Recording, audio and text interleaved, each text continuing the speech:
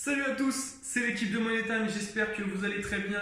On est avec PA aujourd'hui. Salut à tous. On va s'occuper du tennis français lors de ce tiercé. Notamment, on va s'occuper donc de Lucas Pouille, Joe-Wilfried Tsonga et Gaël Monfils. Mais avant tout, on va rappeler qu'est-ce qu'un tiercé, PA.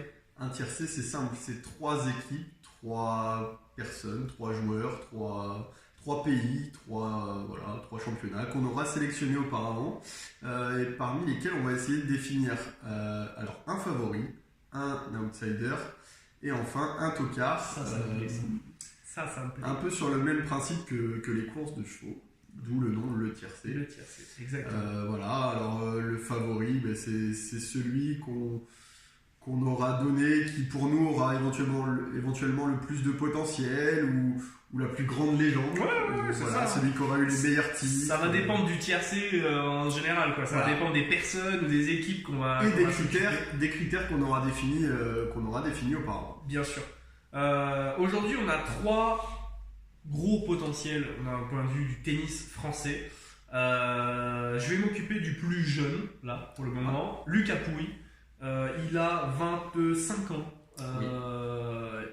12, il est là. Donc, on parle de 3 personnes aussi. Alors, avant qu'on commence, on parle de 3 joueurs qui sont dans le top 10 de la race.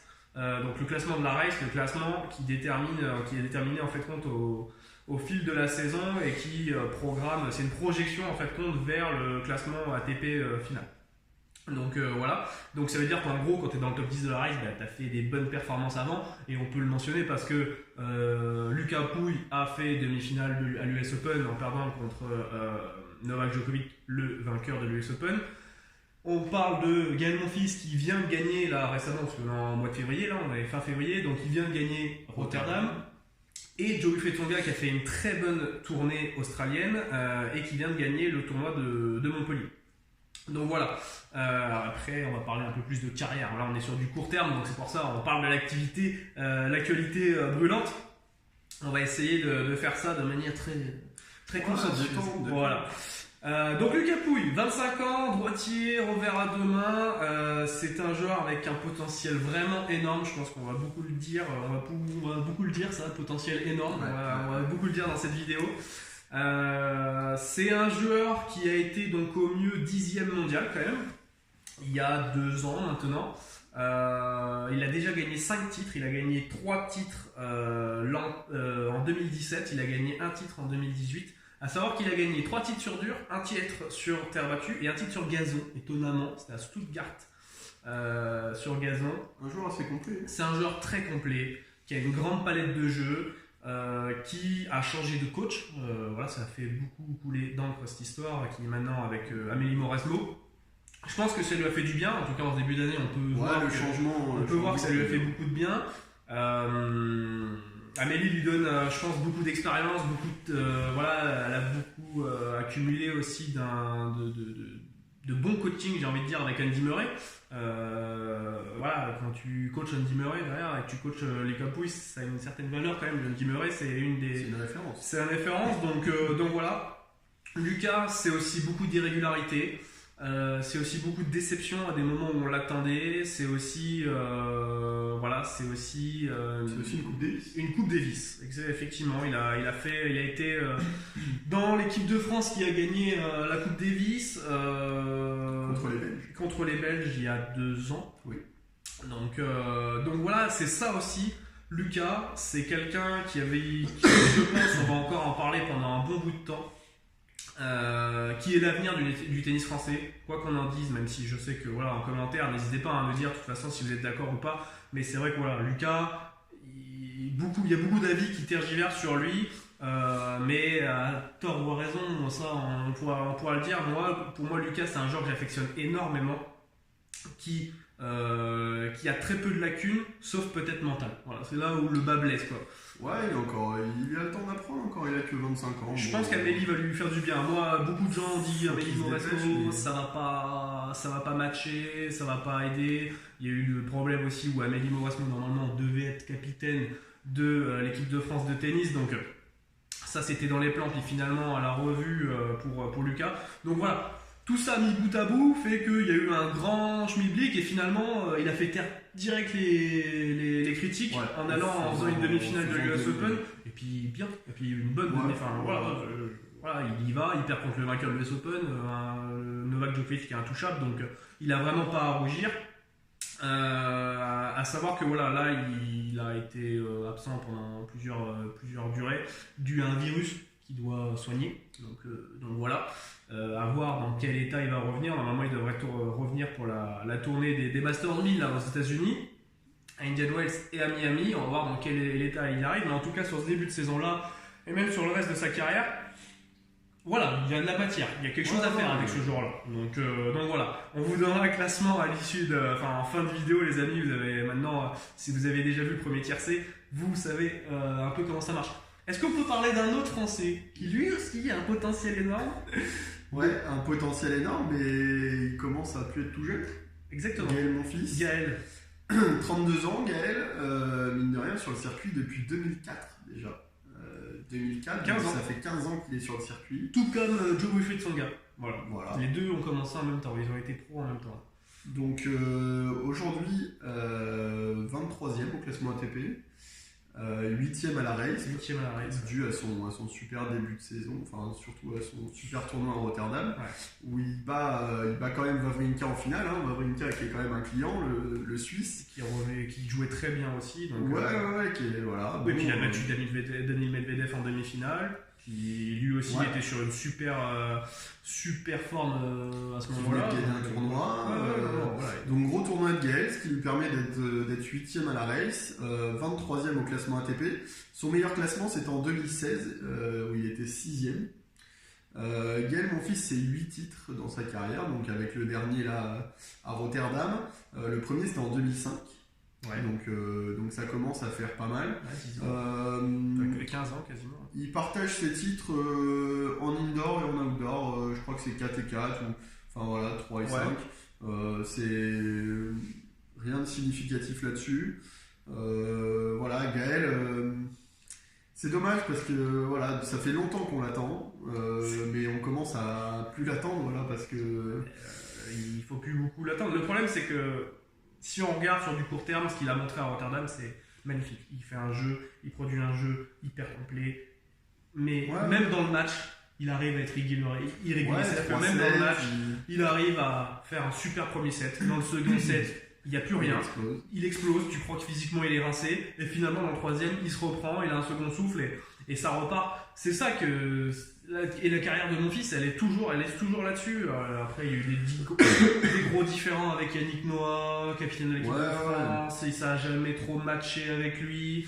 L'année dernière, il avait fait toute la partie où là, normalement, l'année dernière, il n'était pas à Rotterdam, il était sur les tournois de terre battue, à Buenos Aires, à Rio et tout.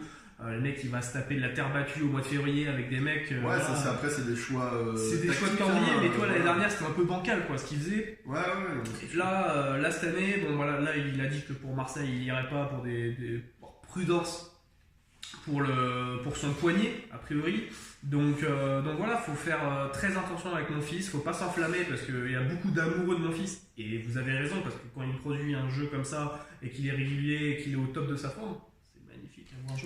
C'est magnifique, il est très spectaculaire, même si j'aimerais qu'il aille plus en avançant, plus en attaquant. C'est un grand défenseur, c'est ce qui fait sa réputation sur le circuit. Malheureusement, il aura été beaucoup trop irrégulier jusqu'à aujourd'hui. Les blessures pour faire quelque chose. Il a été beaucoup blessé.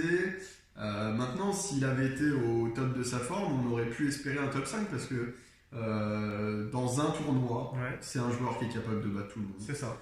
Il est capable de battre Roger Federer l'a dit lui-même. Il a dit que s'il y avait un Français pour gagner un grand chelem, c'est lui, mon fils. Donc ça veut tout dire quand Roger Federer te dit ça.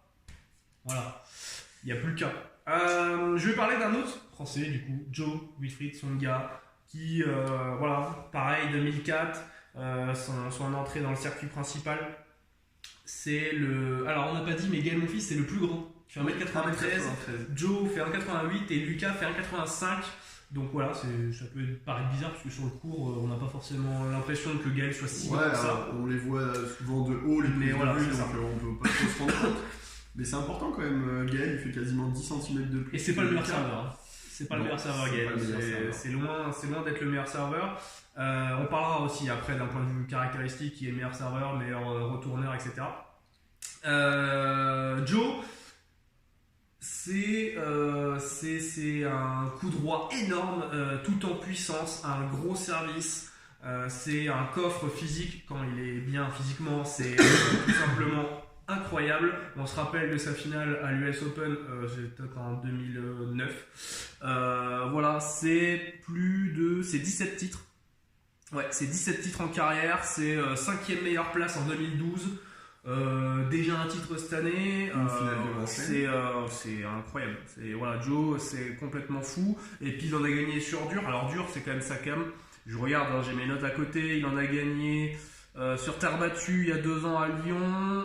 Ouais, c'est tout. Voilà. Sinon, le reste, c'est que des tournois sur dur. Il a gagné un Masters 1000 à Toronto. Je crois que c'était Montréal. Alors Lyon, en plus, Lyon, il est chez lui. C'est lui qui est. Ouais, c'est lui qui l'organise, enfin le co-organisateur, du tournoi. la tête d'affiche, on va dire, du tournoi. Et une surmotivation. Il y a ça aussi, ouais. Donc, à savoir quand même qu'il y a 2 ans, il avait gagné donc 4 tournois. Voilà, mais il a gagné tous ses tournois sur dur, sauf à Lyon il y a 2 ans. Donc à noter que sur dur, c'est quand même une référence. Pas de titre sur herbe. Pas de titre sur herbe. Ouais, je suis en train de regarder là, et aucun titre sur herbe. Assez surprenant parce que c'est un joueur qui aime bien quand ça joue vite, avec beaucoup de puissance. Aller vers l'avant, ça lui arrive de faire service volé aussi. Donc c'est assez surprenant en effet, ouais. Mais c'est un joueur, donc c'est le meilleur serveur hein, des 3, c'est le meilleur serveur de loin, c'est celui qui fait le plus d'ace, c'est celui qui fait le moins de double faute. C'est un joueur qui a beaucoup subi les blessures aussi dans sa carrière malheureusement. Là on parle de 3 joueurs, bon Lucas on n'est pas sûr encore mais c'est mal, ça commence à mon avis, je suis pas certain que voilà. À savoir que Joe Wilfried Tsonga, alors j'ai plus le terme là exact, mais en gros il est atteint d'une maladie qui fait que lorsqu'il fait des grands voyages, des grands déplacements, il a des problèmes après derrière, il a des problèmes après respiratoires. Ce qui fait que en gros, il peut pas aller là, par exemple, il va pas pouvoir aller à Indian Wells. Parce que s'il arrive à Indian Wells trop tôt, etc., ben en gros, il a peur que physiquement il soit pas au point, et donc il a envie de prendre aucun risque. Et ça, dans sa vie, il le savait, mais a priori, il est à un degré assez haut. Voilà, il y a un nom, j'ai pas envie de dire n'importe quoi, je savais le nom il y a quelques jours, voilà, il l'a dit en conférence de presse après le tournoi à Montpellier, il me semble. Donc voilà, il y a une semaine ou 10 jours, c'est tombé ça. Et voilà, c'est un joueur qui, moi, m'a toujours impressionné, même sur terre, il a toujours été très très fort. C'est un joueur qui, on a tout. C'est peut-être celui où on attendait peut-être le moins. Parce qu'il y avait du Richard Gasquet, on aurait pu mettre aussi dans ce tiercé-là, mais Richard est blessé et tout en ce moment, il devrait revenir vers le mois d'avril. Comme très souvent. On aurait pu mettre Benoît Paire, mais il ne faut pas déconner non plus. On aurait pu mettre Hugo Humbert aussi, qui est une pépite. Peut-être qu'on fera un tiercé avec 3 jeunes. On pourra, voilà, il y a de quoi faire. Mais voilà, Joe, c'est celui qui a le plus de titres. Pour moi, c'est celui qui a été le plus régulier en carrière. C'est peut-être celui qui avait le moins de potentiel, mais en tout cas, le potentiel qu'il a eu, il en a bien profité. Il a longtemps été dans le top 10, top 15, top 20 en carrière. Et moi, j'ai plus peur devant un Joe qu'un Lucas ou un Monfils. Ça dépend de la forme du moment. Toujours la même histoire. Mais même là, aujourd'hui, alors il est 10ème à la race, ton gars, mais même moi aujourd'hui, le classement ATP je le compte pas parce qu'il est au-delà des 120 mondiaux, mais moi j'ai un Tsonga en face, j'ai beaucoup plus peur parce que je me demande comment je vais pouvoir le breaker en fait. Alors, aussi simple que ça, je me demande comment je vais pouvoir aller le breaker. De toute façon, à mon avis, si on te met sur le court face à un des 3, oui, non, mais ça c'est sûr que moi je vais pas en breaker un, mais je me mets à la place d'un joueur. Voilà, je me dis que non, ça va pas. Ça dépend. Il y en a qui aiment le style de joueur qui est Joe. Il y en a qui préfèrent jouer contre un Monfils. Il va souvent vers l'avant. Il n'hésite pas à faire service volé. Il a une très bonne volée. Au niveau de la volée, toi, tu vois qui en volée? Monfils, c'est une très bonne volée aussi, quand même. Ouais, bon, c'est difficile de juger une volée. Je pense que le moins fort à la volée, ça va être Lucas, peut-être. Ouais, encore. Je suis même pas sûr. Moins fort, tu mettrais peut-être Lucas. Tu vois, pour revenir sur ce que tu disais, par exemple, un Djokovic, va certainement préférer jouer un Tsonga que jouer mon fils. Dans le style de jeu de Djokovic, je pense que voilà. Alors il va préférer jouer Pouille, je pense. Oui, quitte à choisir, je pense que oui. Puis, mais mon fils sur un match, tu sais pas. Ouais, c'est ça. Il est tellement irrégulier. Il est capable en grand chelem de te pousser à un 5e set, voilà. Bon, alors après, il pourra plus marcher pendant 3 jours, hein, mais. C'est le problème de mon fils. C'est quand il est sur le court, généralement, il fait pas semblant. Ouais. Donc voilà. Et des fois, ça lui coûte des matchs, quoi. Mais voilà, mon fils, là, il a 34 ans, tu m'as dit. Ouais. Il a 32. Joe, je crois que c'est 33, il me semble. Ouais, c'est ça. Donc c'est plus vieux. Mais tu vois, mon fils, il a un jeu qui lui demande un coffre physique, une densité physique assez incroyable, quoi. De faire la largeur de son fond de cours. Il va très souvent, quand il y a une amorti, il va très souvent sur la balle. Il court très rapidement.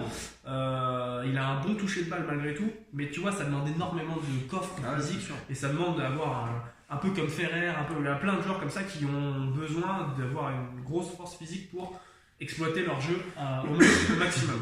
Ouais, alors mine de rien, Pouille a déjà 5 titres. 5 titres à 25 ans. Quand on voit que Gaël en a 8 à 32. C'est ça. Il y a quand même. Non, mais Pouille, il y a de l'avenir, clairement. Il a clairement de l'avenir. S'il arrive à corriger ces petits détails là. Ouais, puis je pense que c'est mental. Toi, au niveau du retour de service, tu mettrais qui en meilleur retourneur? J'ai mon idée, moi, perso. Bon, là, c'est pas facile. Hein. C'est pas 3 grands retourneurs. Moi, j'ai mon idée. Je mettrais Joe. Ouais, Joe, c'est ce que j'allais dire. Je mettrais Joe. Joe, parce que tu sais qu'à un moment donné, sur une deuxième balle, il va te foutre un parpaing, quoi. Il y a une chance sur 2 pour qu'il te foute un parpaing, quoi. C'est-à-dire qu'il y a une chance sur 2 pour qu'il te mette un coup droit ou un revers landing, quoi. Ouais. Donc, c'est pas 3 grands retourneurs. Hein, Ça va. Oui. Donc, ça va. Mon fils retourne bien quand il veut. C'est pas Nadal. Non, ça vaut pas Nadal, mais il retourne bien quand il veut, quoi. Voilà. Ouais. Je trouve que c'est correct. Après, donc, Joe, on a dit, son coup fort, c'est quand même son coup droit, avec le service. Lucas, il n'a pas de coup fort. Il a pas vraiment. Pour moi, il n'a pas de coup très fort. Il est assez complet, il a un bon coup droit. Il s'adapte à l'adversaire. Il sert pas trop mal. Et Gaël a un il est bon assez revers complet aussi. Ouais, mais revers, quand il le lance, il a un bon revers. Bon, là, on parle sur du court terme, mais la finale qu'il a fait à Rotterdam contre Wawrinka, qui est un des plus beaux revers du circuit, hein, on va pas se mentir, à une main en tout cas. Mais même c'est un des meilleurs revers du circuit. Il a bien rivalisé. Voilà, il a bien rivalisé dans les échanges de mots. Donc voilà, il y a matière à faire. On passe au classement ? Allez, on passe au classement. Hop. Alors, que vous allez bien voir. Hop, là si vous nous voyez bien. Donc, PA, tu as mis. Donc, alors on est à l'envers, mais c'est pas grave. Alors c'est pas moi PA et c'est pas lui Rémi, hein, mais voilà. Ouais, moi j'ai mis Pouille en premier. Donc t'as mis Pouille en premier. Pouille en premier parce que pour moi c'est le plus grand espoir. C'est celui qui est capable d'aller faire une finale, voire de gagner un grand chelem. Hein. Il faut pas oublier que quand il y aura plus Federer, il y aura plus Nadal, il y aura plus ces monstres là. Pouille va arriver derrière. Tu crois qu'il peut rivaliser avec des teams, des Zverev, Khachanov, Medvedev, Tsitsipas et tout? Je pense que il est de la même trempe, quoi. Ouais. Avec Mauresmo et tout, il est de la même trempe. En plus, il aura un peu plus d'expérience que tous ces jeunes là que tu viens de citer. Donc pourquoi pas. Clairement, je suis de cet avis-là. Pour moi, Lucas, il doit dans l'avenir, là, dans les 3-4 ans à venir, il doit être un membre régulier du top 10. Pour moi, il a les capacités en maturité, en expérience. Il a vraiment la capacité. Et à partir de là, je pense qu'il est capable d'aller chercher un grand chelem. Ok. Donc toi, comme à l'image du premier tiercé, tu mets en avant le potentiel, la jeunesse. Voilà. Ok.